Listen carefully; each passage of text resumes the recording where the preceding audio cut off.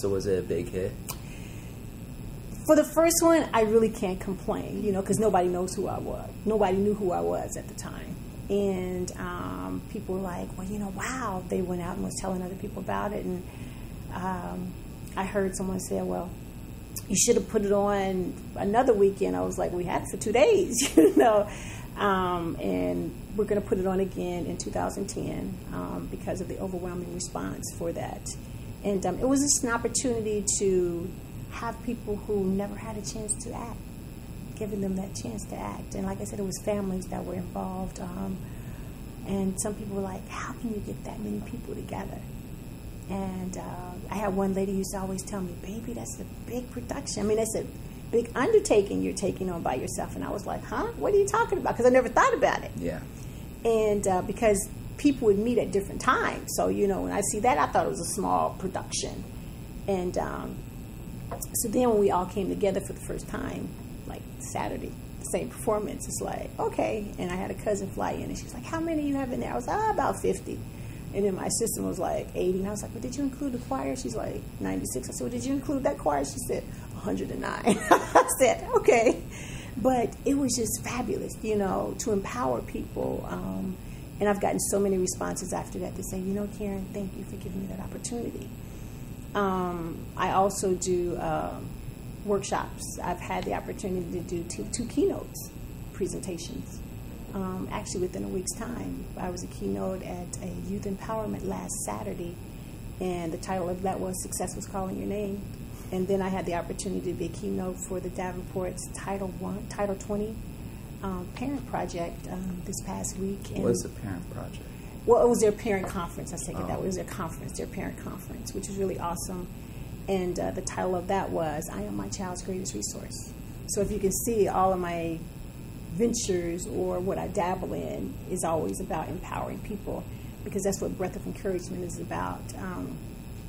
It's about promoting positive or impacting the community positively in the areas of financial, spiritual, mental, through the arts or through education, because that's what I do. I like to empower people. And whether it be through my dancing or whether it be through my workshops or just encouraging them, that's what I really have a passion for doing. I am in the process of working on The Wiz, which will be performed the third weekend of August 2010. What school did you go to when you were young? Elementary school, high school, college. High school, I went to Colonel White.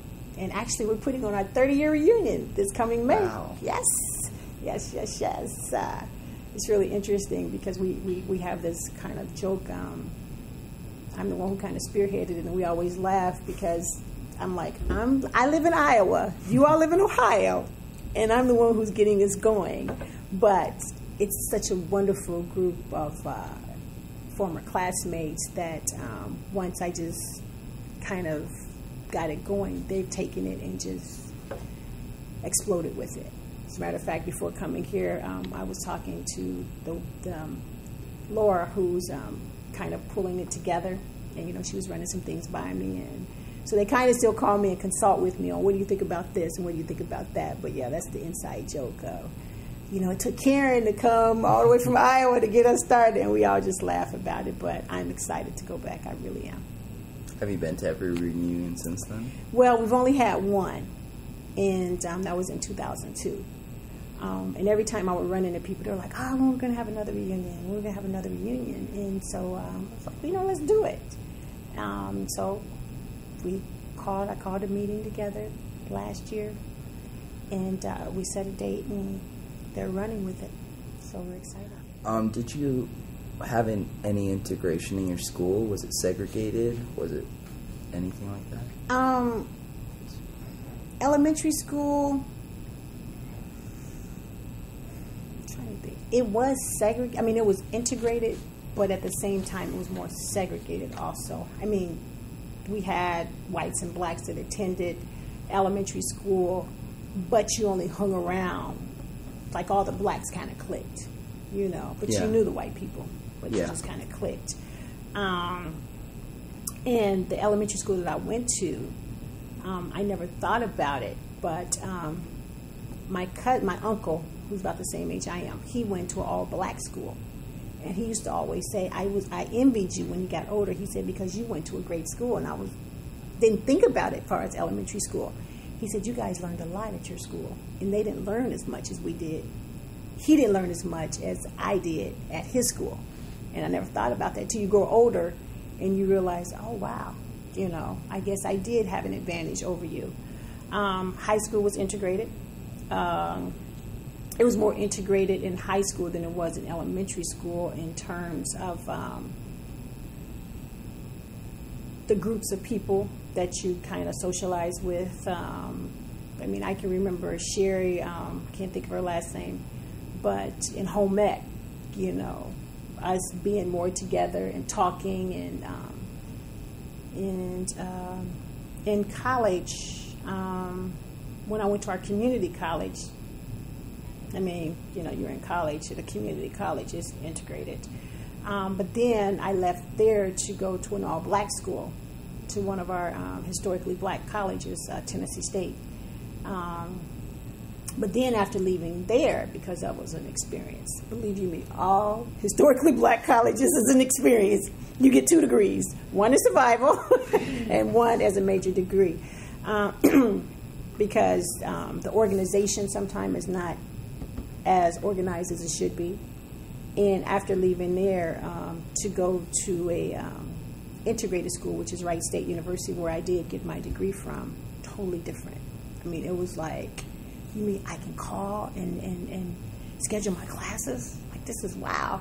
Whereas at Tennessee State, they have the gym, and you go and you register for your classes. Well, when you get up to the registration, they say that class is closed. You have to go all the way back to a table that has all of these classes on it, and you have to search for another class section. Then go back, and for them to tell you again that class is closed, and you got to go back and start the process over again. Whereas at Wright State, which was it was a state school, but you could say it was integrated. Yeah. It was a much smoother process. Plus, they had better food too.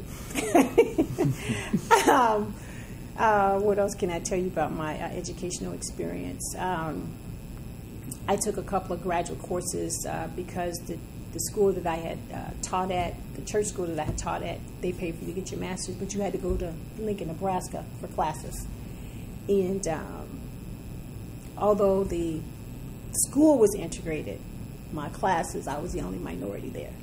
And being in those classes, it was like you felt like you represented the whole African American community, because whenever a racial issue came up as it pertained to African Americans, they looked for you. And I had to tell them one day, I said, hold up, I can't speak for the whole African American population. Yeah. I can only tell you from my point of view, which was kind of interesting also. And because, there's 2 things you don't bring up. You don't bring up OJ, and you don't bring up Clinton, because that just divides everybody right there. So, but that's part of life.